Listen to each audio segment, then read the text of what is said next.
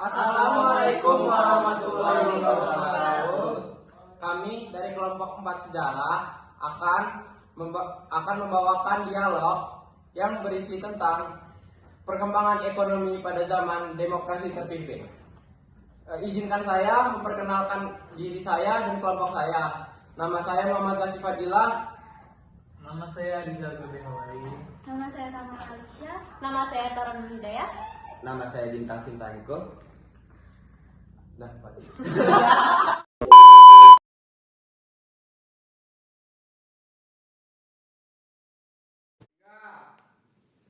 Besok tuh ada tugas nggak sih? Baik banget, ada matematika wajib, ada fisika.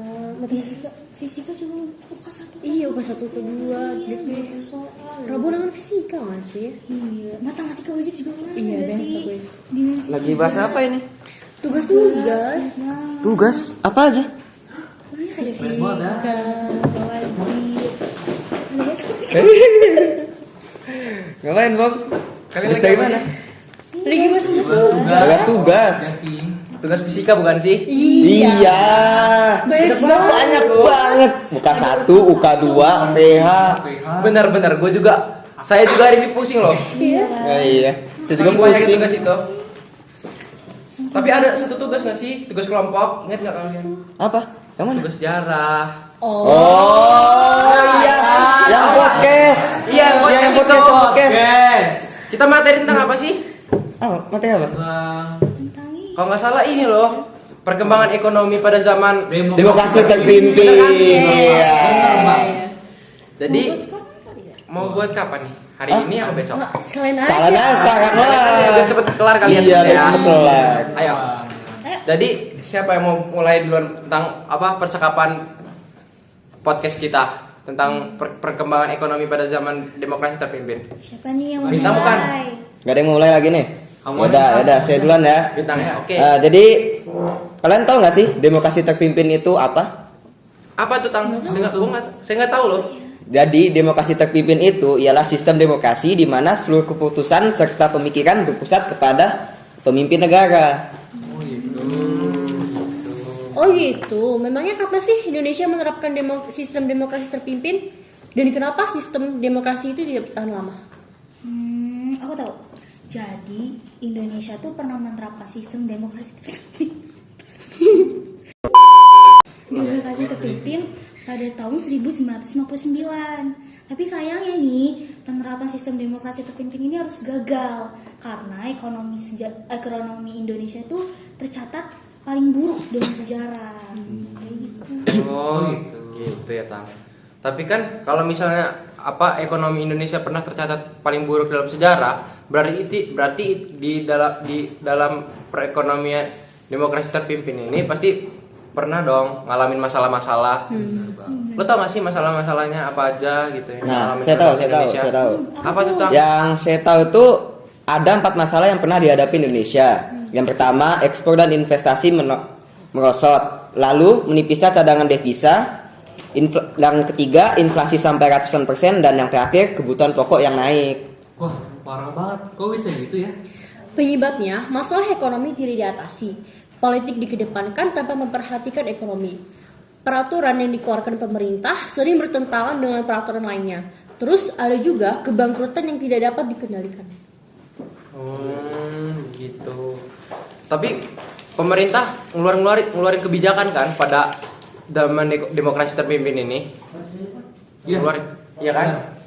Nah, kalian tahu gak sih apa aja ini kebijakan-kebijakan yang dikeluarkan pemerintah waktu demokrasi terpimpin ini? Aku tahu. Apa tuh? Jadi, beberapa kebijakan yang dilakukan pemerintah pada masa itu ialah pertama pembentukan Front Nasional, yang kedua pembentukan MPRS dan DPAS, yang ketiga pembubaran hasil pemilu, dan terakhir membentuk DPR GR. Oh, banyak juga ya kebijakannya. Banyak. Lalu bagaimana sih kondisi ekonomi pada awal masa demokrasi terpimpin itu? Oh, jadi pada saat itu Indonesia tuh ekonomi masih sangat lemah dan kebijakan-kebijakan yang tadi disebutkan oleh Gabe itu belum bisa memperbaiki keadaan ekonomi Indonesia pada saat itu.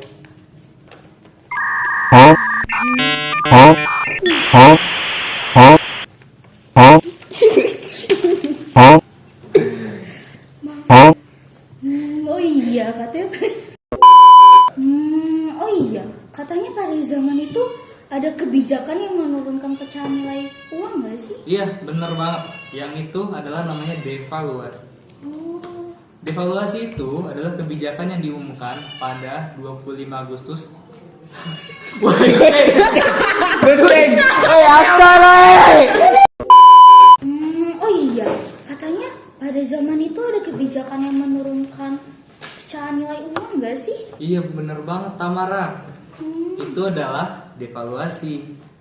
Devaluasi itu adalah kebijakan yang diumumkan pada 25 Agustus tahun 1959. Pemerintah mendevaluasi atau menurunkan nilai mata uang Rp1.000 dan Rp500 menjadi Rp100 dan Rp50.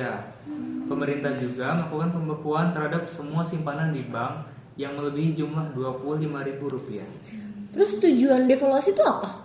Nah, kalau tujuan devaluasi itu adalah untuk mengurangi banyaknya uang yang beredar demi kepentingan perbaikan keuangan dan perekonomian negara. Dan selanjutnya ada kebijakan dekon.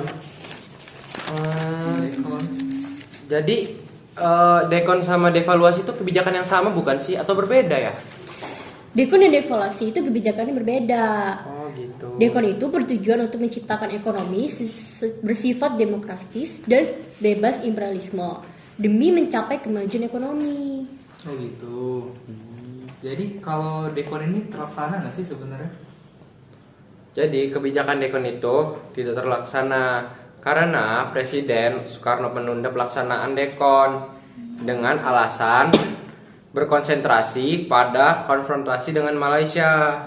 Selain itu, upaya-upaya perbaikan ekonomi yang dilakukan pemerintah pada demokrasi terpimpin tidak menunjukkan hasil yang memuaskan. Gitu. Di demokrasi terpimpin itu pernah terjadi inflasi nggak sih? Benar, karena kondisi ekonomi memburuk karena anggaran belanja negara setiap tahunnya meningkat tanpa diimbangi dengan pendapatan negara memadai. Salah satu penyebab pembengkaknya anggaran tersebut adalah pembangunan proyek mercusuar, akibatnya ekonomi makin terpuruk. Tapi ya, selain itu harga barang-barang naik sampai 300% loh. Iya toh? Sampai 300%. Kasihan ya masyarakatnya ya. Kasihan juga ya.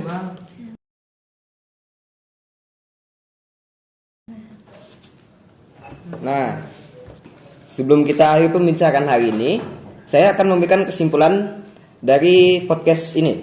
Jadi, ekonomi pada zaman demokrasi terpimpin itu tidak berjalan dengan baik karena terjadi inflasi ekonomi. Selain itu, kebijakan yang diambil terasa sia-sia karena tidak dapat membantu membuat ekonomi Indonesia menjadi lebih baik, dan harga barang pada saat itu naik 2 sampai 3 kali lipat, dan itu sangat menyiksa bagi rakyat di Indonesia, apalagi rakyat kecil. Maka bisa dibilang ekonomi Indonesia pada zaman demokrasi terpimpin itu gagal total. Gitu. Berarti kurang bagus ya. Iya. Kurang bagus. Demokrasi terpimpin kurang bagus ya. Tapi kita bersyukur nggak sih sekarang? Iya. Iya, benar-benar. benar lebih baik. Walaupun ya ada Covid lah kemarin Iya, ya sempat 2020. turun. Sih. Tapi naik 2 sampai 3 kali lipat itu tinggi banget tuh sih. Benar sih. Misal pasti masyarakat pasti sangat tersiksa nggak sih, apalagi kalau Iya. kebutuhan Iya. pokok mereka. misal harga mie 2.500 naik 3 kali lipat jadi 7.500. Benar. Gak kebayangin apa sih. Sedangkan Iya. gaji pekerjaan orang rakyat Indonesia tidak naik. Iya. Pasti sangat menyiksa bagi mereka. Nyiksa. Apalagi itu kan pada zaman awal kemerdekaan ya. Iya, Itu benar. adalah waktunya 15 tahun setelah kemerdekaan. Jadi Indonesia masih benar-benar butuh ekonomi, sedangkan pada masa itu ekonominya anjlok parah. Benar. Kasihan banget ya. Untung ada kebijakan demokrasi terpimpin ini diganti sama kebijakan demokrasi yang baru. Iya. Iya, benar banget. Semoga kejadian ini nggak terjadi lagi ke depannya. Iya. Amin. Semoga Indonesia jadi lebih maju dan rakyatnya makin sejahtera. Ya, amin. Amin. Betul. Oke, jadi hari ini kita sudah mengakhiri perbincangan tentang demokrasi ekonomi pada demokrasi terpimpin. Sekian dari kelompok kami. Wassalamualaikum warahmatullahi Warahmatullahi wabarakatuh. wabarakatuh.